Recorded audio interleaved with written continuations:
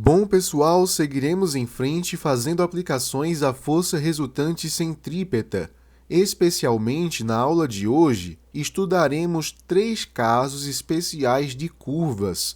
Inicialmente, veremos como um carro consegue fazer uma curva numa pista horizontal, depois numa pista com certa inclinação, que chamamos de pista sobrelevada, e por fim, estudaremos como é que um avião consegue executar uma curva mais ou menos nessa configuração que aparece aqui para vocês na imagem de abertura. Então vamos lá. O caso inicial é também o mais comum de todos. Imagine um carro que esteja numa pista executando uma curva. Então é uma situação bastante comum do cotidiano. Como a gente sabe, a curva ela é um trecho de uma trajetória circular.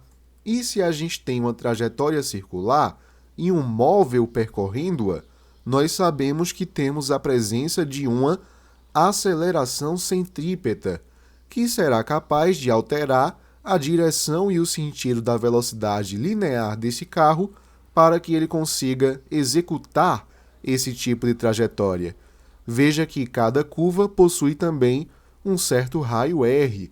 Afinal de contas, temos curvas que são mais fechadas e, portanto, possuem menor raio, e temos curvas que são um pouquinho maiores, né? Em termos de raio, elas são mais abertas, né? Uma coisa que você está cansado de saber das nossas aulas é que onde existe aceleração centrípeta, nós encontramos força resultante centrípeta. Onde há fumaça, há fogo, onde há aceleração, há força resultante. Então, qual seria a força que atua no carrinho para que seja mantida a sua trajetória circular? Ora, é que nem a gente tinha visto lá na roda gigante para os casos laterais. A gente precisa aqui de uma força de atrito estático para que esse nosso carrinho não deslize na pista. Logicamente, como ele vai alterando a sua posição ao longo do tempo, essa força de atrito estático vai acompanhando essas alterações. Então, é a força de atrito estático para que não exista deslizamento que o mantém em sua trajetória circular. Na vertical, é fácil de enxergar que esse nosso colega possui uma certa força-peso para baixo, em direção ao centro da Terra, e é fácil perceber também que essa pista é comprimida para baixo e reage empurrando o carrinho para cima. Então aqui nós teríamos a boa e velha força normal. Veja que na vertical nós temos o equilíbrio, até porque não temos deslocamento nessa direção. Então quer dizer que a força normal vai ser igual à força peso. Lembre-se que o peso é a mesma coisa que massa vezes gravidade, beleza? Então, essa relação é bastante importante aqui para a gente. Note também que a força de atrito estático está apontando para o centro da trajetória. Então, quer dizer que ela se comporta como uma força resultante centrípeta. E a força resultante centrípeta é algo que nós estamos acostumados a calcular. Lembre-se que a força de atrito estático vai ser o coeficiente de atrito estático vezes a força normal, e a força resultante centrípeta colocaríamos aqui como massa vezes a velocidade ao quadrado, e isso a gente divide aqui pelo raio da trajetória. Note que a normal, nesse caso, assume o valor de massa vezes gravidade. Afinal, na vertical, como havíamos discutido, a normal será igual à força-peso. Então, μ estático vezes a normal, que seria massa vezes a gravidade, será igual a massa vezes a velocidade ao quadrado, dividida pelo raio. Note que temos a massa em ambos os lados da equação. Podemos eliminá-la. E fazendo meios pelos extremos, conseguimos isolar essa velocidade ao quadrado, jogando o raio para a esquerda, e ele vem multiplicando. Então, quer dizer que ficaríamos que a velocidade ao quadrado será igual ao μ estático vezes o raio, vezes a gravidade. E se tirarmos a raiz quadrada em ambos os lados da equação, ficaríamos que a raiz quadrada de v ao quadrado é o próprio v, e que ali a gente teria a raiz do μ estático vezes o raio vezes a gravidade, que é justamente a equação que eu destaco aqui para vocês. O interessante desse resultado é que nós podemos ter conclusões importantíssimas a partir dele. Por exemplo, algo que está mais na cara é que a gente nota que essa expressão da velocidade máxima depende somente de valores constantes.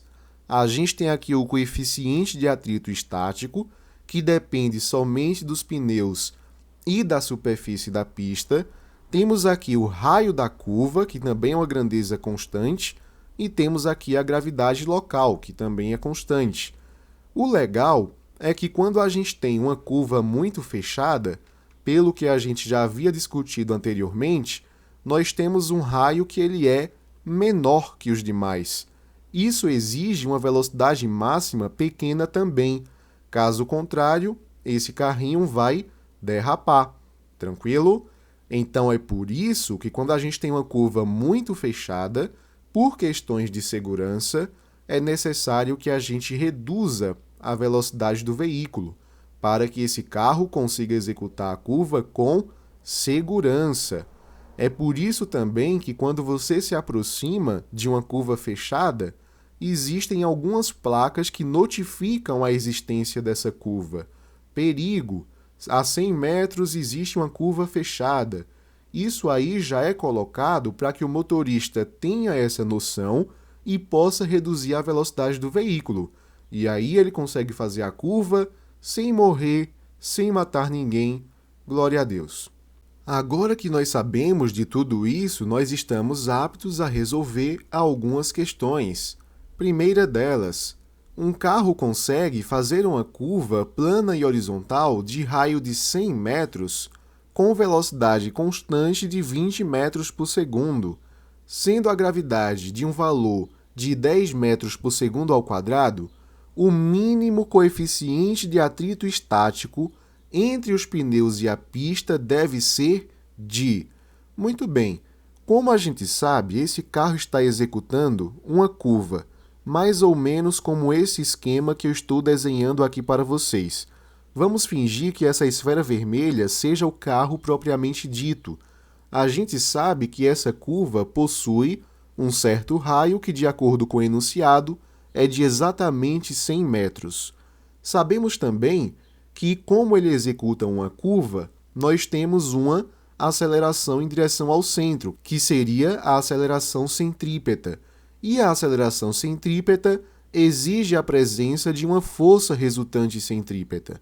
E essa força resultante centrípeta é devida à força de atrito entre os pneus do carro e a pista, apontando aqui para o centro da trajetória. Temos aqui a força de atrito estático. Na vertical, a gente tem o caso mais comum, o mais conhecido por nós. Temos aqui a força-peso para baixo e temos aqui a força normal para cima. Sabemos que, na vertical, a gente tem um equilíbrio. A normal vai ser igual ao peso, e esse peso é massa vezes a gravidade.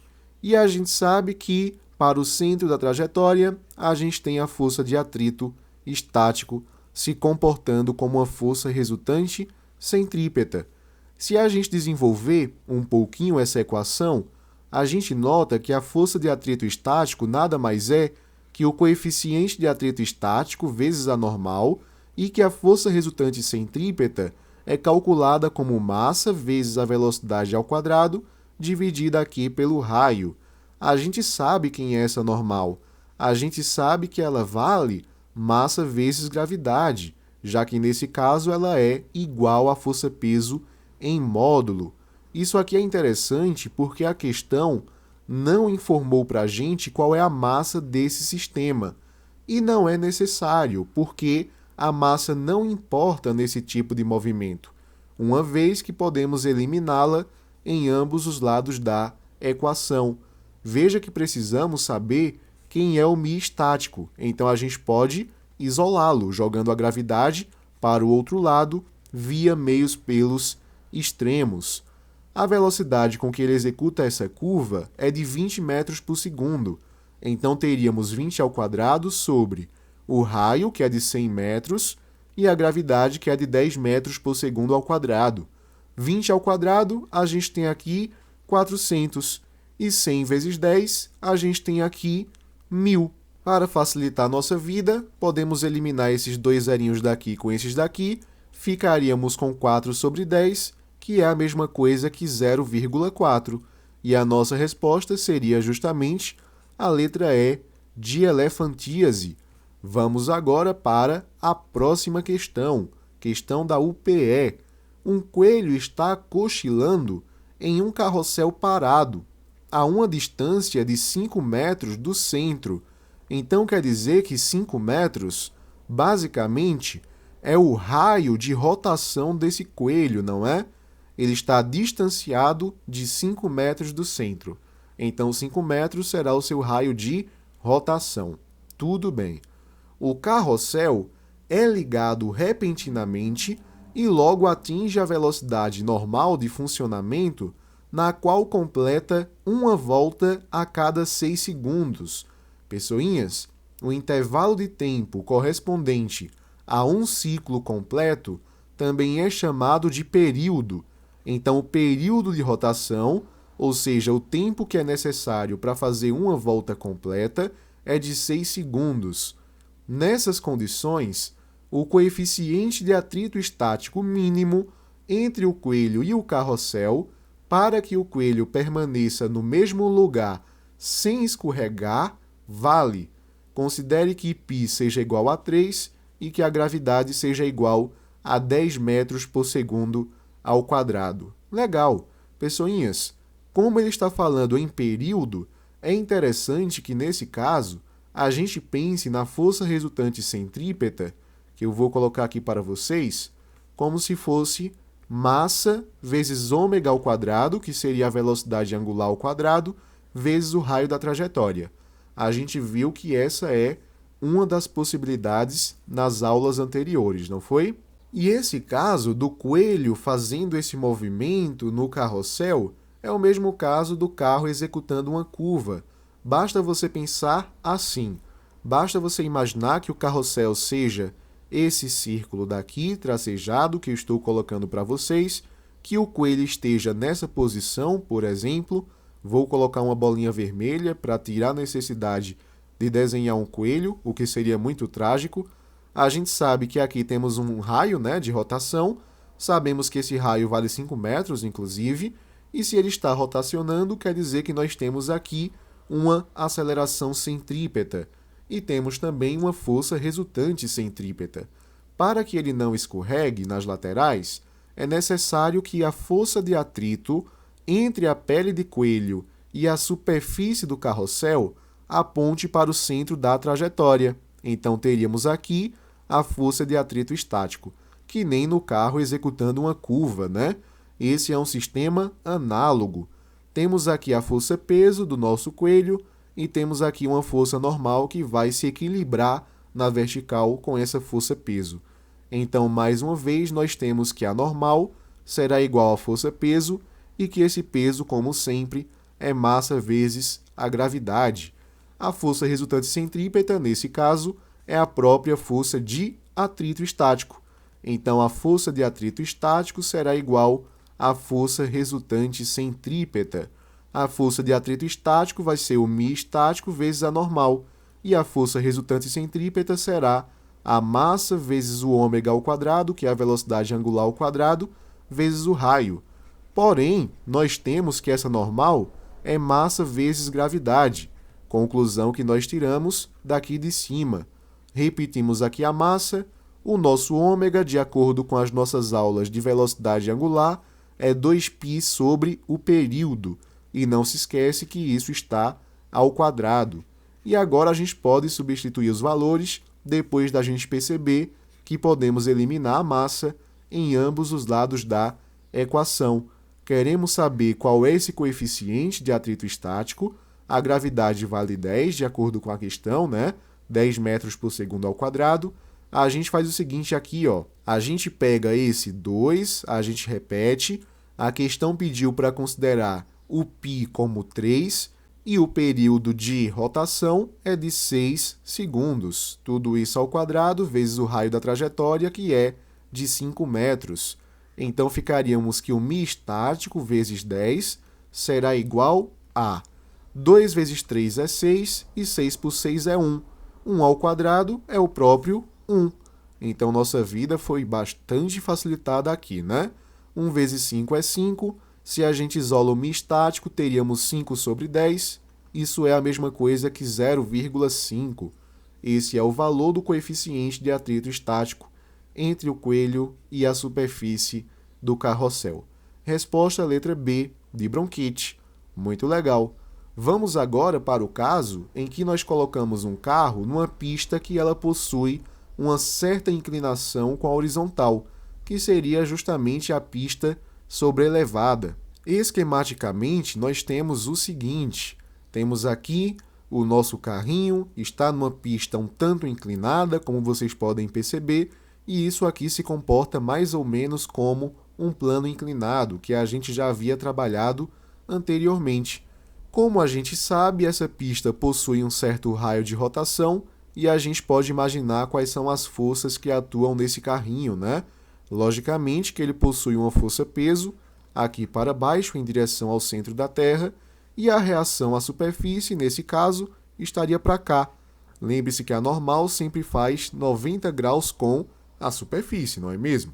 Então, quer dizer que, esquematicamente, nós temos essa situação daqui. É interessante que a gente faça a decomposição dessa força normal, já que ela está inclinada. E é interessante que a gente coloque-a em direções que nós estamos acostumados a trabalhar, ou seja, na vertical e na horizontal. Então, aqui nós teríamos um nx e um ny. E a ideia é tentar descobrir onde é que esse ângulo θ está localizado. Mas aí fica muito fácil quando você se lembra que antigamente a gente decompunha a força-peso. Lembra que a gente pegava aqui e a gente dizia que tínhamos um certo PY, né? Um peso na direção vertical. Note que aqui nós temos um pontinho que nós chamamos de vértice. E antigamente a gente sabia que esse ângulo θ aparecia entre o peso e o PY, algo que eu demonstrei para vocês na nossa aula sobre plano inclinado. Veja que esse ângulo daqui de baixo e esse daqui estão opostos pelo vértice. Então, quer dizer que o nosso ângulo θ está entre N e NY. Isso quer dizer para a gente que o NY está tocando no ângulo. E eu falei para vocês que quem toca, coça. Então, NY vai ser igual a N vezes o cosseno de θ. E, consequentemente, NX, que não está tocando no ângulo, quem não toca não coça. Então, ele será N vezes o seno de θ. Caso você se sinta incomodado com essa artimanha, é só você imaginar que você retira esse vetor aqui de baixo e você o coloca aqui.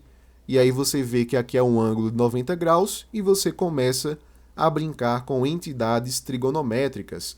Por exemplo, quando você faz o seno de θ, seria o cateto oposto, que nesse caso seria o próprio nx, que está aqui, né? E teríamos nx sobre a hipotenusa, que é o n. Quando você isola o nx, ficaria n seno θ, que é a relação que nós encontramos aqui do lado. Quando a gente faz cosseno θ, a gente pegaria o cateto adjacente, que nesse caso é o ny, sobre a hipotenusa, que é o n, e se você isola o ny, você chegaria nessa expressão aqui de cima. Então, você escolhe qual artifício você prefere utilizar. Essa ideia do ângulo tocar e ser o cosseno é interessante para poupar tempo na hora de resoluções, né? Muito bem. Então, quais são as informações que nós podemos tirar a partir desse diagrama de forças? Primeiro, que a gente tem um equilíbrio entre NY e a força-peso, não é mesmo? Então, NY será igual a força-peso. A gente pode dizer que esse peso seria massa vezes gravidade, que esse NY seria N cosseno θ, mas eu vou deixar assim, porque aí você saberia mais ou menos como trabalhar a depender da variável que apareça para a gente descobrir, não é mesmo? E a gente percebe que esse nx ele está apontando para o centro da trajetória. Então, quer dizer que esse nx se comporta como uma força resultante centrípeta. E essa força resultante centrípeta, como nós sabemos, nada mais é que a massa vezes a velocidade ao quadrado dividida pelo raio da trajetória, que são as conclusões que eu coloco aqui para vocês. Agora, eu estou interessado em descobrir uma relação bastante específica. E para isso eu farei algumas substituições. A primeira delas é pegar essa expressão daqui, e a gente ficaria que ny, que é o n cosseno θ, o ny toca no ângulo, né? Quem toca coça, será igual à força-peso, que nesse caso é massa vezes a gravidade. E o nosso nx, que vai ser o n seno θ, quem não toca não coça, vai ser igual a massa vezes a velocidade ao quadrado, isso aqui dividido pelo raio. Sabe o que eu vou fazer? Eu vou chamar essa equação de equação 1, eu vou chamar essa equação de equação 2 e eu vou dividir 1 por 2. E a gente ficaria assim, ó, a gente ficaria n vezes o seno de θ dividido, ali a gente tem n cosseno θ, né? Então, n cosseno θ vai ser igual a n seno θ era massa vezes a velocidade ao quadrado dividida pelo raio. E aqui o n cosseno θ nada mais era que massa vezes a gravidade. Note que aqui nós podemos cortar a força normal com a força normal. Veja que seno θ sobre cosseno θ é a mesma coisa que tangente de θ. A gente pode eliminar massa com massa e jogar a gravidade aqui para cima. Então, teríamos a velocidade ao quadrado sobre o raio vezes a gravidade, que é a expressão que eu destaco aqui para vocês. A tangente de θ será igual a velocidade ao quadrado sobre o raio da trajetória vezes a gravidade. Guarde bem essa fórmula para o final da aula, porque nós faremos uso dela. Veja bem, pessoas, vamos para uma aplicação direta disso que nós acabamos de ver. Um carro percorre uma pista curva super elevada e ele diz para a gente que a tangente de θ é de 0,20 de 200 metros de raio. Desprezando-se o atrito e adotando-se a gravidade como 10 metros por segundo ao quadrado, qual é a velocidade máxima sem risco de derrapagem? Para isso, a gente vai utilizar essa expressão que nós acabamos de induzir. A tangente de θ será a velocidade ao quadrado dividida pelo raio da trajetória vezes a gravidade. De acordo com a questão, a tangente de θ é 0,2. A velocidade é o que nós desejamos saber. Então, repetimos aqui, velocidade ao quadrado. O raio da trajetória é de 200 metros. E a gente sabe que a gravidade tem aquele valor fixo de 10 metros por segundo ao quadrado. Veja que 200 vezes 10 é a mesma coisa que 2.000. E a gente pegaria esses 2.000 para multiplicar por esse 0,2. Só que 1.000 vezes 0,2 é a mesma coisa que 200. E 200 vezes 2 é 400. Então, a velocidade ao quadrado seria igual a 400. E se a gente tira a raiz em ambos os lados da equação, a gente ficaria que a velocidade aqui seria igual a raiz de 400, que é a mesma coisa que 20. Então, esse é o nosso resultado. A velocidade máxima seria de 20 metros por segundo. Note que, por enquanto, a gente não tem alternativa, porque a nossa resposta está em quilômetro por hora. Então, o que a gente precisa fazer é uma pequena conversão. Lembre-se que a gente tinha que, para transformar de metros por segundo para quilômetros por hora, a gente multiplicava por 3,6. E quando a gente faz 20 por 3,6, seria a mesma coisa que 2 vezes 36, a gente tem aqui 72 km por hora, o que resulta na letra D, de diarreia. Muito bem, vamos ver agora o último caso, que seria o avião executando uma curva, beleza? Pessoinhas, para que um avião execute uma curva, é necessário que ele assuma essa configuração que aparece aqui para vocês. ele precisa se inclinar um pouco para que a força de resistência que o sustenta seja capaz de direcioná-lo para o centro da trajetória, o que fará com que ele tenha uma aceleração centrípeta. É isso que a gente está interessado em ver de agora em diante. Mas antes, vamos considerar que essa inclinação do nosso coleguinha em relação à horizontal seja de um ângulo θ. E a gente sabe que esse avião possui uma certa força-peso para baixo, e a gente sabe também que ele é apoiado pela coluna de ar que fica abaixo dele. Eu vou chamar isso aqui de força normal, já que faz 90 graus justamente com essa posição que ele está nesse momento, beleza? Muito bem. A intenção vai ser novamente decompor essa força normal em Nx e Ny, um N na horizontal e um N na vertical. E aqui estariam eles, né? Note que aqui nós temos um Nx apontando para o centro e que esse Ny acaba se equilibrando com a força-peso. Afinal, eu quero que essa curva do avião seja plenamente horizontal. Não quero curvas nem movimentos aqui na vertical. O caso do looping vertical nós já estudamos nas aulas anteriores, beleza? Agora eu preciso saber onde é que esse ângulo θ se localiza em relação a esses vetores daqui de cima. Mas fica muito fácil quando você imagina que aqui embaixo a gente tem um plano inclinado imaginário. Veja o seguinte, quando a gente coloca uma retinha aqui e a gente nota essa retinha já desenhada aqui, esse cara e esse cara se tornam alternos internos. Então, eles são equivalentes. E uma coisa legal que nós podemos tirar a partir disso é que antigamente a gente decompunha a força-peso no nosso famoso PY nessa direção. E a gente notava que esse θ ficava entre o peso e o PY. Aqui estava ele. Aqui nós temos um ponto chamado de vértice, e esse ângulo daqui é oposto ao vértice em relação a esse nosso ângulo θ. Então, nosso θ encontra-se justamente aqui, beleza? Nenhum problema, né? Então, quer dizer que, mais uma vez, o NY está tocando no ângulo, quem toca coça, então ele será N cosseno θ. E o nosso NX não está tocando no ângulo, será o N seno θ. Tranquilo? Essas relações são fundamentais para a nossa análise.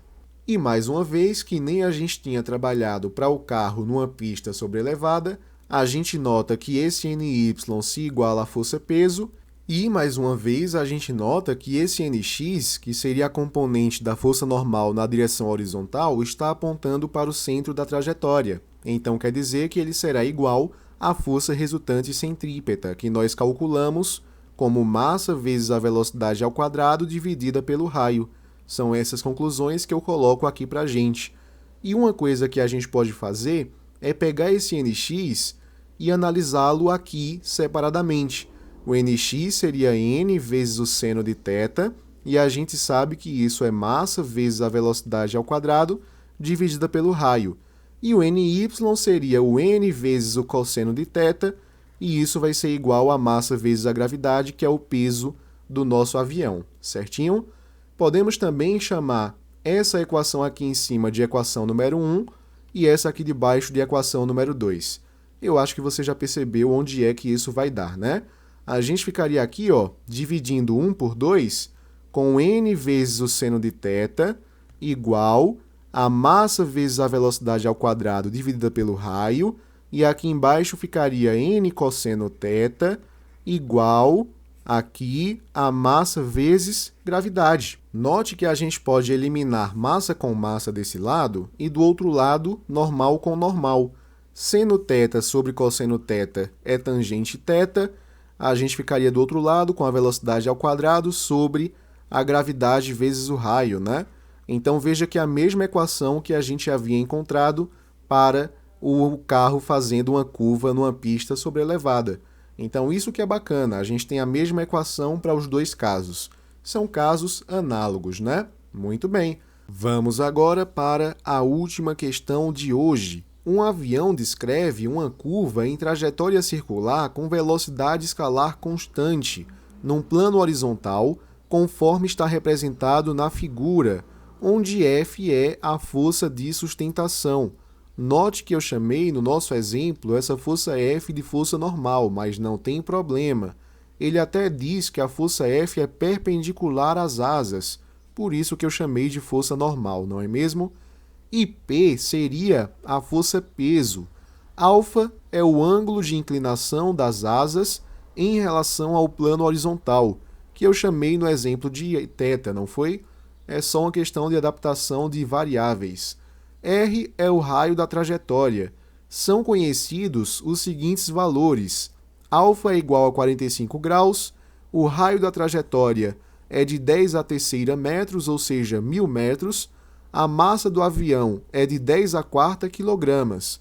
Assinale as proposições corretas, considerando, para efeito de cálculos, apenas as forças indicadas na figura e que a gravidade tenha o bom e velho valor de 10 metros por segundo ao quadrado. A primeira proposição, que vale exatamente 1 ponto, diz que, se o avião descreve uma trajetória curvilínea, a resultante das forças externas que atuam sobre ele é necessariamente diferente de zero. Essa primeira proposição está verdadeira. A gente sabe que nós temos ali, no movimento circular, mesmo que seja uniforme, uma aceleração centrípeta, que é responsável por alterar a direção e o sentido da velocidade linear do avião, mesmo que não altere o seu módulo. Se a gente tem aceleração centrípeta, a gente tem força resultante centrípeta. E então quer dizer que essa força resultante centrípeta é diferente de zero. Então, realmente, as forças externas precisam se somar e dar ali um resultado vetorial diferente de zero, verdadeiro. A segunda proposição diz assim: se o avião realiza movimento circular uniforme, a resultante das forças que atuam sobre ele é nula. Isso aqui está falso. A força resultante tangencial que é nula, e por isso a velocidade linear dele é constante, o que garante o movimento circular uniforme. Mas conforme nós discutimos na proposição anterior, a gente precisa que as forças externas sejam diferentes de zero, a soma delas, para que a gente tenha uma força resultante que aponte para o centro da trajetória. A terceira proposição, que vale 4 pontos, diz assim: a força centrípeta é, em cada ponto da trajetória, a resultante das forças externas que atuam no avião, na direção do raio da trajetória. Verdadeiro. É justamente a definição que a gente tem para a força centrípeta. A gente percebe que as forças externas resultam numa força resultante que aponta para o centro, sempre na direção radial, beleza? Então está verdadeiro. A quarta proposição, que vale 8 pontos, diz que a força centrípeta sobre o avião tem módulo igual a 1 vezes 10 à quinta newtons. É isso que a gente vai testar. Para isso, é necessário que a gente volte aqui para o desenho, porque a gente percebe que essa força F pode ser decomposta em duas forças. Uma na vertical, que seria o famoso Fy, e uma na horizontal, que seria o famoso Fx. E a gente sabe, pelas análises que fizemos durante a aula, que o ângulo θ está localizado aqui. No caso dessa questão, é o ângulo alfa, na verdade, né? Muito bem. Note que, nesse caso, nós temos que o Fx aponta para o centro da trajetória. Então, quer dizer que o Fx nada mais será que a nossa força resultante centrípeta. Então, força resultante centrípeta é igual a Fx. Note que Fx não está tocando no ângulo. Então, quem não toca, não coça. Então, Fx seria F seno alfa. Então, força resultante centrípeta seria igual a F seno alfa. Veja que seria interessante que a gente conhecesse esse F, porque o seno de alfa, como alfa é igual a 45 graus, a gente tem condições de achar, e eu quero saber quem é a força resultante centrípeta. Então eu vou olhar na vertical para a gente ver se nós conseguimos descobrir quanto vale F. Na vertical, a gente tem o equilíbrio de Fy com a força peso. A gente tem um equilíbrio na vertical.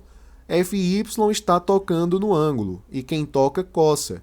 Então, quer dizer que ele será F cosseno alfa. Isso vai ser igual a massa vezes a gravidade, que é a força peso. Se a gente isola o F, ele seria igual a massa vezes a gravidade sobre o cosseno de alfa. Legal. É essa expressão que eu vou substituir aqui. Então, quer dizer que a nossa força resultante centrípeta será igual à força F, que nada mais é que massa vezes a gravidade sobre o cosseno de alfa, vezes o seno de alfa. Note que seno alfa sobre cosseno alfa é a mesma coisa que tangente alfa. Então, a nossa força resultante centrípeta ficará com a seguinte expressão: massa vezes gravidade vezes a tangente de alfa. Veja que alfa, nesse caso, é de 45 graus. A massa, de acordo com o enunciado, é de 10 a quarta quilogramas, a gravidade é de 10 metros por segundo ao quadrado e a tangente de 45 é igual a 1. Então, a massa é 10 a quarta, a gravidade é 10, e aqui a tangente de alfa, que é a tangente de 45 graus, é igual a 1. 10 a quarta vezes 10 é 10 a quinta. Então, a força resultante centrípeta realmente tem um valor de 10 a quinta newtons. A quarta proposição, que vale 8 pontos, está verdadeira. A quinta proposição, que vale 16 pontos, diz que a velocidade do avião tem módulo igual a 360 km por hora. É isso que a gente vai testar. E como a gente já sabe qual é o valor da força resultante centrípeta, vai bastar que lembremos que a força resultante centrípeta é igual a massa vezes a velocidade ao quadrado dividida pelo raio. Se a gente isola essa velocidade, ela seria a raiz da força resultante centrípeta vezes o raio, e a gente divide isso pela massa do corpo, não é? Pegou esse raio, jogou para cá, a massa para cá, e tiramos a raiz em ambos os lados da equação. Então, essa velocidade vai ser igual a raiz da força resultante centrípeta, que é 10 a quinta, vezes o raio da trajetória, que, de acordo com o enunciado, é de 10 a terceira. Então, é isso que a gente coloca aqui. E a gente sabe que a massa do nosso carinha é de 10 a quarta. 10 a quinta com 10 a terceira é a mesma coisa que 10 a oitava. 10 a oitava sobre 10 a quarta, esse 4 sobe negativo. Então, 10 a oitava menos 4 lá em cima, 10 a quarta, né? A raiz de 10 a quarta é 10 ao quadrado. Então, quer dizer que essa velocidade é de 100 metros por segundo. Cuidado com a unidade. Aqui está em metro por segundo e aqui ele quer quilômetro por hora. Mas, para transformar metro por segundo para quilômetro por hora, a gente multiplica isso aqui por 3,6, que dá justamente o bonito resultado de 360 km por hora.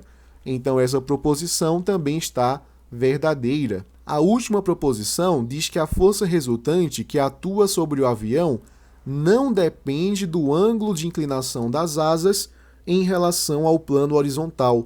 Isso aqui está falso. Olha a expressão que a gente obteve aqui. A força resultante centrípeta é igual à força vezes o seno de alfa. Então, depende do ângulo de inclinação? Sim. Então, a última está falsa mesmo. Então, verdadeiras temos a número 1, a número 4, por enquanto soma 5, a número 8, então quer dizer que 5 mais 8 é 13, com 16 aqui, a soma seria de 29. Muito bem. Bom, pessoal, muito obrigado por acompanhar até aqui. Qualquer dúvida, deixa nos comentários, deixa um gostei, compartilha esse vídeo, se inscreve no canal e até a próxima.